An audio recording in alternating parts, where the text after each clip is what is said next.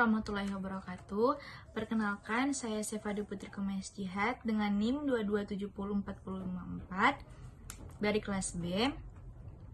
Saat ini saya akan melakukan wawancara kepada teman saya yang bernama Nur Anissa Mukobombang untuk memenuhi tugas dari dosen pengampu Encik Tika Belasari STR KEP MKM dengan mata kuliah Gender, Layanan Kesehatan Reproduksi dan Seksual dengan tema wawancara gender dan kesehatan reproduksi.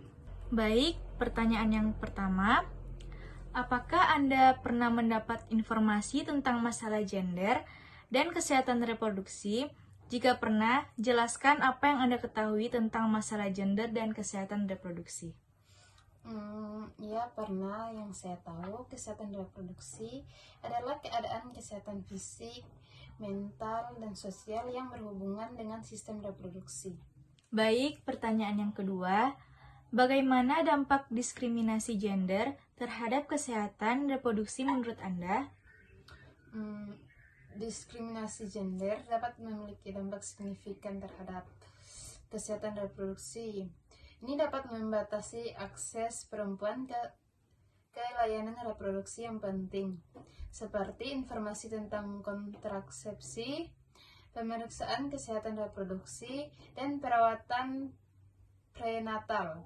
Diskriminasi juga dapat menyebabkan stres psikologis dan emosional yang dapat memengaruhi kesehatan reproduksi. Baik, pertanyaan yang ketiga, bagaimana Anda melihat hubungan antara kesehatan gender dan kesehatan reproduksi?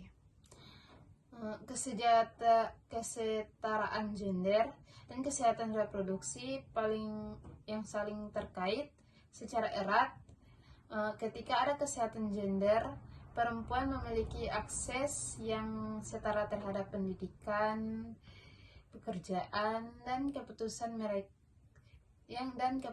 yang berkaitan dengan tubuh dan reproduksi mereka. Hal ini dapat meningkatkan kesehatan reproduksi karena perempuan memiliki kemampuan untuk mengambil keputusan tepat tentang kapan dan apakah ingin memiliki anak, akses terhadap layanan kesehatan reproduksi yang aman, dan informasi tentang kesehatan reproduksi yang penting. Baik, pertanyaan selanjutnya. Sebutkan faktor apa saja yang mempengaruhi kesehatan reproduksi seseorang. Seperti faktor sosial ekonomi, misalkan kemiskinan dan tingkat pendidikan yang rendah. Baik, pertanyaan terakhir. Apa langkah-langkah yang harus diambil untuk mempromosikan kesadaran tentang kesehatan reproduksi di Indonesia?